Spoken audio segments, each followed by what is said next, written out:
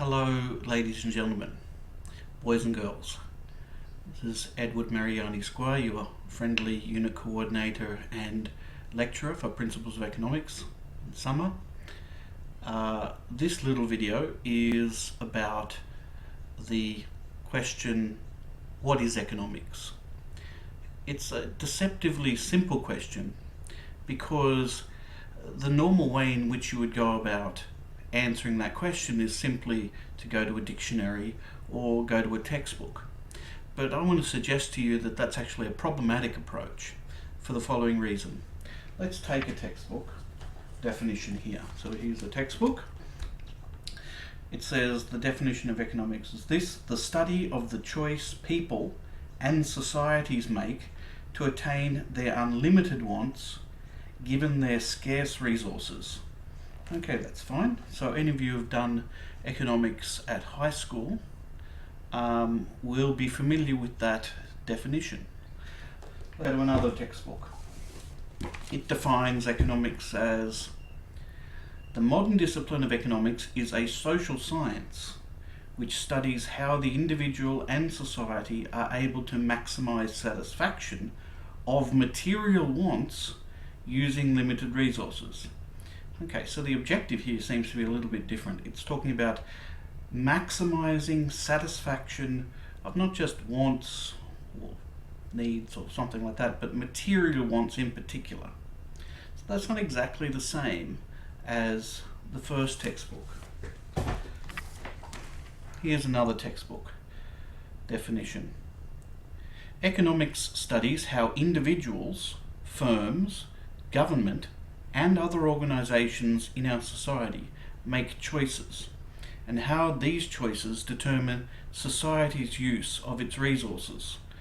So here it doesn't seem to necessarily be talking about scarcity per se. Perhaps it will later on, but certainly not part of its definition. It also it specifies a number of economic actors in the world, individuals, firms, governments, and other organizations that make choices. So this is again a slightly different definition. Here's another one. Economics is concerned with the efficient use of limited productive resources for the purpose of attaining the maximum satisfaction of our material wants. Okay, so the maximum satisfaction of our material wants is a goal which was expressed in one of the other textbooks, but not all of the other textbooks. How about this? Economics is the study of how people manage their resources to meet their needs and enhance their well-being, whatever that might be, presumably to be defined later. Again, this is something that's quite a different definition again for the ones that have gone before. And lucky last, economics is the study of how society manages its scarce resources. Thank you very much. So that's that. So we've got a bunch of different definitions that have something in common. They're mostly talking about resources, and they're mostly talking about the attempt to achieve some kind of goal or to analyze a kind of decision-making process in some way. But none of them are talking about exactly the same thing. I mean, the wording here we have to be very careful about when we're making definitions. So perhaps a different way to approach the entire issue, which I'm going to take, just for one, my own personal satisfaction, and two, because I think it will actually be beneficial to you. Not so much in the final exam, and at this point, obviously, those of you who are only interested in the final exam can stop paying attention, but predominantly to get you to start thinking in a more critical way about what the definition of any given subject would be, in our case economics, and how that can change over time and why it might change over time, and how you can make a selection about a definition that's not necessarily simply a seemingly objective choice of looking something up in a textbook or looking something up in a dictionary. Okay, so let's get to work on our little presentation. Okay, so let's start at the beginning, or close enough to the beginning. The term economics originates in the ancient Greek term economikos, which literally translates as home management or maybe management of the household. The term, first coined by the philosopher Xenophon, referred to the management of what was usually a rural agricultural estate owned by a wealthy citizen. In ancient Greek society, most manual labour was performed by slaves. The mosaic that you can see there is actually a Roman mosaic, but it can't be that far different from the Athenians, for example. Anyway, so most of the manual labour was performed by slaves. The land was apportioned based on service to the city-state by a citizen. The tools and rudimentary machinery that we used to manufacture goods and services could be largely crafted by oneself if one was an artisan. And the estates could produce much of their own essentials for life.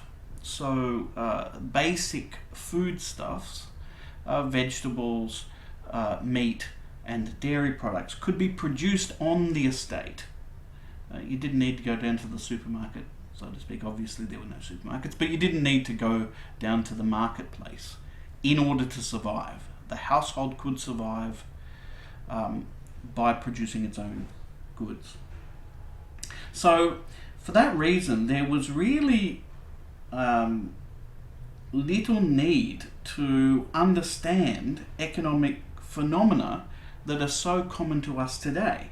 Markets for goods and services, for workers, for land, for capital equipment, were simply not pervasive in ancient Greek society in the same way as they are today. Today, markets for labour, for land, and for machinery are essential to the functioning of our society. They characterise our society.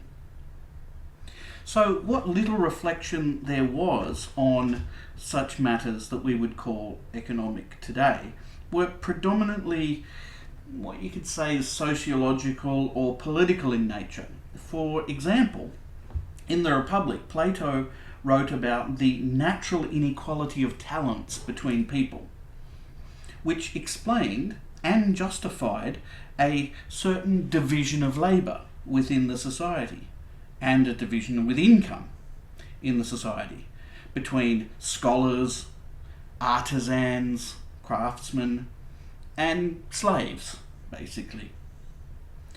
In his work titled Politics, Aristotle discussed economikos and the proper division of labour within households, but also he discussed what today we would regard as important, which was apoktisti, or apoktisti, that's better, which meant acquisition, or in particular the acquisition of wealth. And he identified what he regarded as the main methods by which you could acquire wealth. One was pastoral, another farming, fishing, hunting, and piracy, of all things. So Aristotle also discussed other things that are important to us today, such as the nature of money, but he's looking at it from the perspective of a moral philosopher. The nature of money, the distinction between the usefulness of something and the price which it might fetch in the marketplace. And he also he was quite moralistic, so he railed against the charging of interest on money lending and against unjust prices, on the manipulation of prices. by institutions or people who might have the power to exploit poor consumers. But in all of this, he never really developed what we would regard as an explanatory theory of production, prices, or the distribution of income throughout a society. I think at this point it's worth just pausing the video and going to your textbook, your Sloman Norris and Garrett textbook, going to the index and just looking up division of labour, and going to the page indicated there and see how that concept of the division of labour has evolved over time to how it's being used in your textbook today. Today you'll find that it's being used in the context of talking about a firm. But when it was first developed, the concept was talking about the division of labour, one, within a household, and two, within the society as a whole, so that you would have classes of people who would do different things. Okay. So if we jump forward a bit to the Middle Ages, similarly, for feudal European societies that were largely devoted to agricultural production by serfs, overseen by their landowning lords, along with craft guilds which controlled rudimentary manufacturing for sale, there was relatively little intellectual reflection on economic concepts as we know them today. Without pervasive market exchange of goods and services, of resources such as land, labour and machinery, without rapid technological change, and without much impetus for any kind of social revolution, there was simply no pressing need for theories to explain how the surplus of goods and services produced in a society occurred. How did that surplus get produced? More than was necessary to simply keep workers alive. Why did that occur? And why was that surplus distributed to the landed aristocracy of the time? For the most part, Aristotle's musings about usury and just or unjust prices, but now couched in theological terms, still largely held sway in intellectual circles in the medieval period. And here, intellectual circles largely means the church. But beginning roughly in the 1700s, things started to change in Western Europe. That is, economically, socially and politically. With the decline of feudal societies, in which you have a landed aristocracy which rules over a serf population who produces goods and services, agricultural goods and services predominantly. So with the decline of that kind of society, you had wealthy, educated men, no women, increasingly turning their minds to how, or even whether, this newly emerging kind of society that was being born, this society we now would call a capitalist society, how would that function? The enclosure movement, the putting out movement, the rise of banking, and increasing mechanized manufacturing gave rise to whole new classes of people. You had entrepreneurial capitalists, you had wage workers, you had merchant retailers, and you had rentiers. That is, you had the owners of machinery and factories who garnered profitable returns for their investments. You had those people who owned only their ability to work and sold it for wages, that is, workers. You had those who were devoted exclusively to buying and selling in order to profit from arbitrage.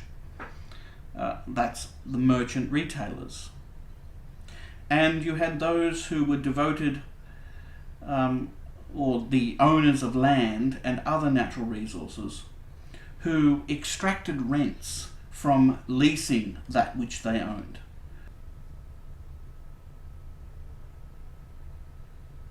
These developments entailed the rise of markets as essential to the production and distribution of goods. The productive resources of land, labour and capital were increasingly bought and sold in markets. And so it was also true of the necessities of life. Food, clothing and shelter were also things that were now predominantly bought and sold in markets, rather than being produced at home. Although markets were, of course, not new, the necessity of buying and selling resources and goods in markets was something new, something different, that was not characteristic of feudal society. The state, meanwhile, although fairly oligarchic, was no longer merely an extension of monarchical whims. The propertied men of Parliament took up their concerns of regulating markets and bestowing favours through legislation, government contracts, taxes and subsidies. In 1776, the Scottish moral philosopher Adam Smith, now known to us, somewhat misleadingly perhaps, as the father of economics, sought to construct an understanding of this emerging capitalist society in his now justly famous book, An Inquiry into the Nature and Causes of the Wealth of Nations. This new field of study, which was in large part initiated by him, especially in Great Britain, but not exclusively, but he's the poster child, so to speak. He called this discipline political economy. So here's Smith's definition of the discipline. Political economy, considered as a branch of the science of a statesman or legislator, proposes two distinct objects. First, to provide a plentiful revenue or subsistence for the people, or, more properly, to enable them to provide such a revenue or subsistence for themselves. And secondly, to supply the state or commonwealth with revenue sufficient for the public services. It proposes to enrich both the people and the sovereign. So Smith developed a grand theory of how a nation of competing, commodity-producing private enterprises that bought and sold land, machinery, now known as capital in economics, and labour, could generate national wealth distributed via markets in a socially harmonious way. Smith argued that the wealth of a nation could be expanded via uninhibited agricultural and manufacturing production at home and free trade with nations abroad. And this could occur so long as the government's functions were limited to protecting private property rights, upholding the law of contract, and providing some essential goods, such as national defence, that private enterprise could not do. Some 30 years later, Jean-Baptiste Say neatly boiled down this political economy into a very succinct and simple definition. He said that it was the science which deals with the production, distribution, and consumption of wealth. This became the generally agreed definition of political economy, or what we now call economics, throughout the 19th century. Now, it was certainly realised that society as a whole was more than just individuals haggling and higgling in markets, that there was more to life than producing and consuming wealth. Acknowledging and even embracing this point, the philosopher and political scientist John Stuart Mill, in his 1844 essay, refined the definition of political economy so as to render it a distinct and separate science. So here we'll have our quote from John Stuart Mill, who was not known for his brevity or his succinctness. Here's his definition of the science. Political economy, he wrote, is concerned with man solely as a being who desires to possess wealth, and who is capable of judging of the comparative efficacy of means for obtaining that end. It makes entire abstraction of every other human passion or motive, except those that may be regarded as perpetually antagonizing principles to the desire of wealth, namely aversion to labour and desire of the present enjoyment of costly indulgences. Revealing the political element built into his definition of political economy, John Stuart Mill went on to say political economy